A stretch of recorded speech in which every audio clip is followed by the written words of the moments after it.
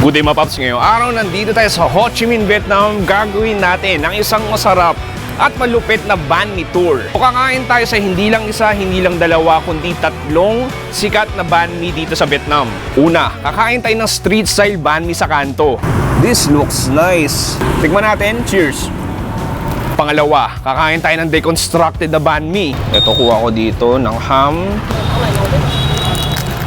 At sa huli, we will be having a very meaty barbecue banh mi. Para tong Randy Savage versus Hulk Hogan sa WrestleMania. Moment of truth, tikman natin. Kumuha na makakain dahil magugutom kayo sa video na to. Kaya binintay natin. Tara!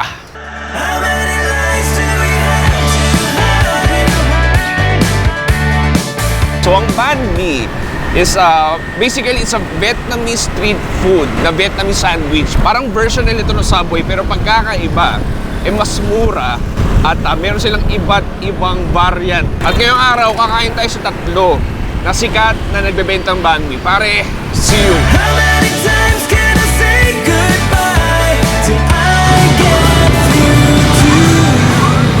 So pare, nandito tayo sa first stop natin dito sa tinatawag na Bolalot. Banh mi Bolalot. Ang Bolalot is betel leaves siya sa English. Pero dito, yung putahe nila, yung betel leaves, nilalagyan siya ng beef strip sa loob. So paps, itong pinuntuhan natin, sikat na sikat to. Na-feature na sila sa iba't ibang news. Alas 6 ng umaga nagsisimula sila. So makikita mo yung setting niya. Nakaupo lang siya sa kanto. Literal, sa corner lang, tapos sobrang daming motor na dumadaan. Tapos nandito na yung kusina niya. So may griller siya na nakalagay sa palayok. Yung betel leaves natin, iba't ibang spices, yung sauces, tapos yung French baguette nandito rin. Dito na lang din siya sumisilong dahil meron siyang umbrella. Ibang klase lang. This is a really roadside and local Vietnamese street food.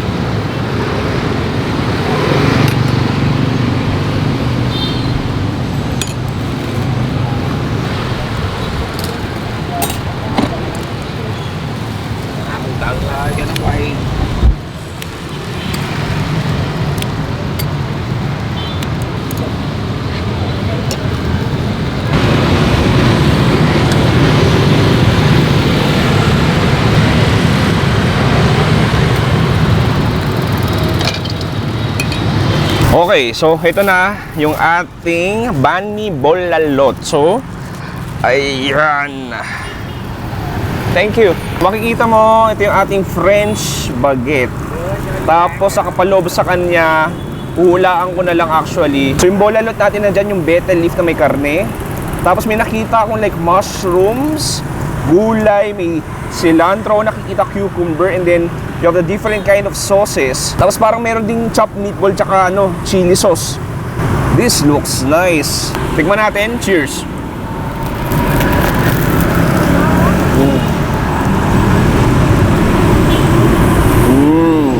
Yung Bolalot natin, parang sa samgyupsal.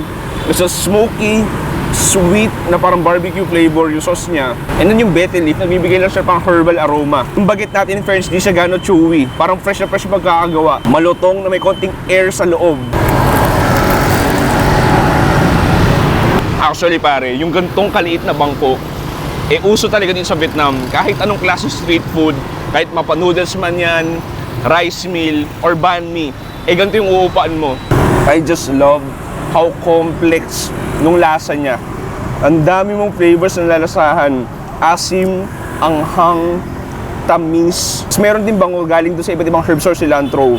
Yung cucumber nandun, the spicy chili, nagbibigay ng extra kick. And then yung baguette natin, parang na-soak up niya na yung sauce. Papansin ko lang din dito, yung mga motor, tumitigil, as in parang ilang segundo lang para mag-take out, din naaalis na agad. Kikita mo talaga sa kultura dito sa Vietnam, na ang banh mi talaga, parang parte ng pang-araw-araw nila. So dapat agahan mo dito kasi hanggang alas 11 lang sila. Isa pang kagat tayo, then punta tayo sa next banh mi natin for today. I remember the days all those years ago. Pare, nandito na sa pangalawang location natin dito sa legendary Banh Mi Hoa Ma. Since 1958 or since 1959 pa sila, I mean, sikat na to dito sa Saigon. Serve sila ng banh mi, pero medyo kakaibang banh mi do kasi deconstructed. Kumbaga, hiwa-hiwalay siya na sa isang plato.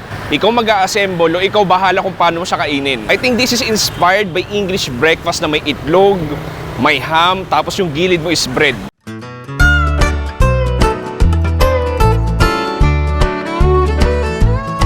Ito yung ating deconstructed na banh mi. This is really unique dahil ang alam kong banh mi is yung sandwich.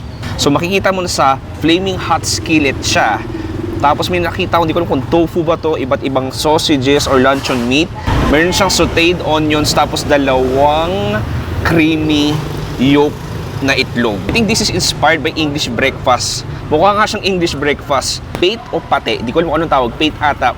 Yung pinakailalim niya is para siyang, paano ba explain? Para siyang liver spread pero gawa sa baboy, pork meat. Gusto ko na siyang sirain. So ang gagawin ko, gusto mo ng tikman na walang tinapay. So sabi nila, ilagyan mo ng konting pepper, konting salt. Actually, medyo clueless pa siguro. Gagawin ko, gusto ko ng konting yung egg yolk natin, look at that.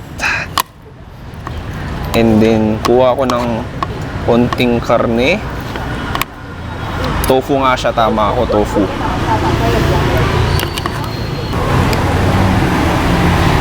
Parang typical na breakfast mo pagkagising mo. You have the creamy, super creamy yolk.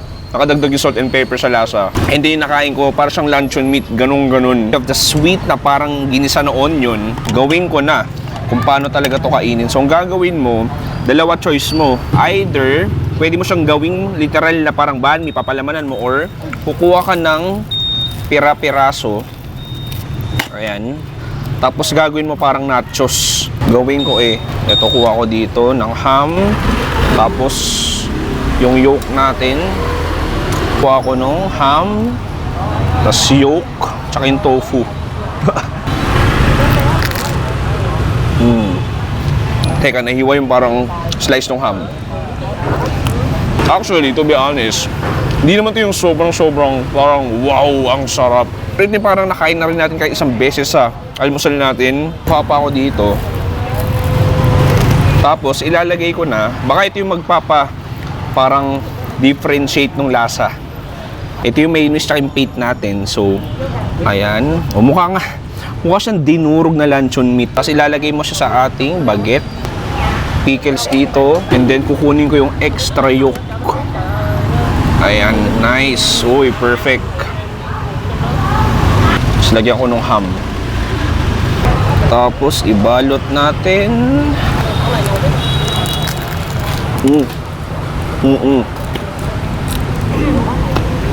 Na-improve yung paste o nung parang pork paste tsaka mayonnaise yung lasa. Yung pork paste, literal, alam mo, parang kumain ng liver spread din na may konting tamis. Yung texture ng bread niya, super crispy. Kasi yung ibang baguette kasi medyo airy na, medyo makunat. Ito malutong. Pinakapanalo dyan, yung creamy na itlog. Tapos, ang perfect combination niyan is yung kanilang Vietnamese iced coffee. Wow.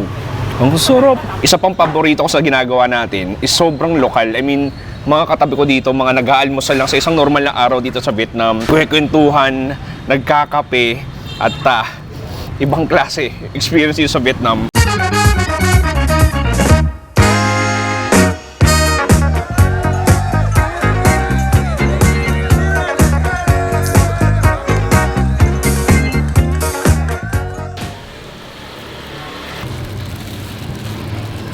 Để cho lửa nó tha chưa chín được.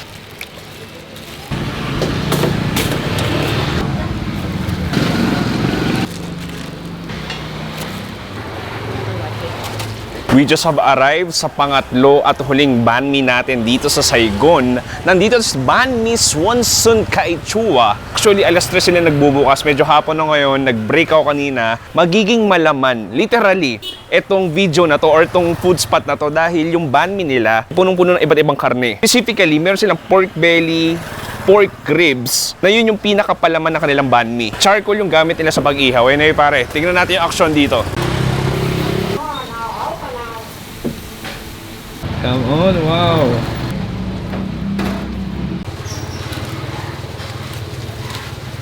Nói về trình đây thịt chính là làm vàng trình, chua chín thôi. So, unti-unti nang naluluto yung ating iba't ibang pork ribs, pork belly, tsaka yung betel leaf. Ang bait lang nila mama. Actually, may tatlong branches sila dito sa Saigon. Itong branch na to isa, daughter niya. Tapos si mami, yung sobrang bait na mami, meron din siyang branch sa kabila. Parang tingnan mo, look at this. Yan yung ilalagay sa mismong banh mi natin.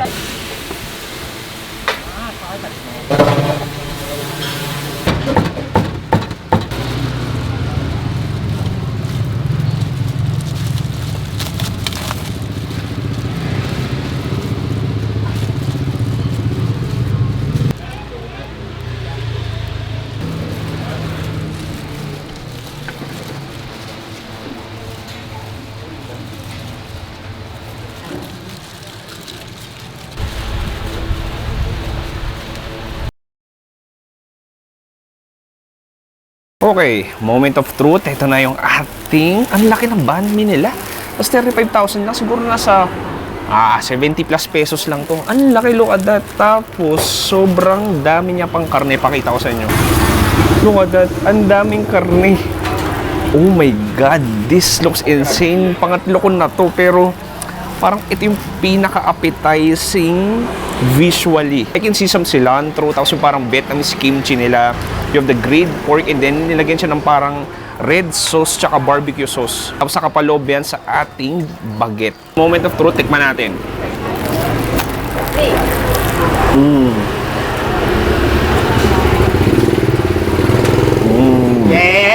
Sobrang laking subo nun na ang tagal kong nguyain.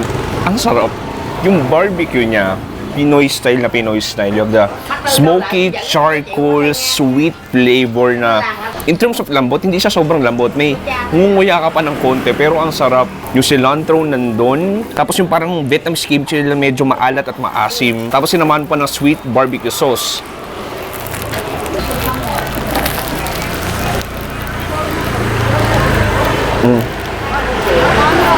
A symphony of flavors sa taste buds ko. Binigyan tayo ng extra plate of bolalot. Ito yung betel leaf. Tapos sa loob niya may beef. So lagyan ko ng extra sweet sauce. Nakakain ng bolalot kanina pero ito first time ko siya kain as is. Yung betel leaf pala, parang siyang may strong pait flavor na medyo parang may menthol-like din. Yung Vietnamese kimchi. What a way na magkaroon ng main event na parang ganito. Para tong Randy Savage versus Hulk Hogan sa WrestleMania.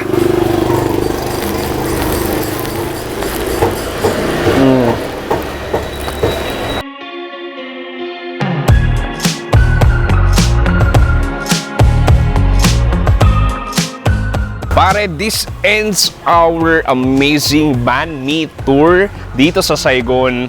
Tatanungin nyo yung pinaka-favorite ko. Feel ko, obvious naman, etong third and last one, 35,000 na sa 70 pesos lang at ganun kasiksik, ganun kasarap. Pero I mean, yung first two masarap din naman pero ito lang talaga yung pinaka-pabor sa atin. Sobrang bait. Ma'am, come on, come on. Say hi to the Philippines. Hi Philippines! Hi Philippines! Hi Philippines! Ciao! Xin chào! They're very friendly. Kung kakain kayo dito, please dumaan kayo. One of the best banh mi na pwede mo makita sa Saigon. Pare, maraming salamat sa panonood ko sa Pops Chewy. Dito sa Vietnam, nagsabi stay safe, it's a good night, and good bye. Bang! Xin chào! Xin chào! Say hi Philippines! Hi Philippines!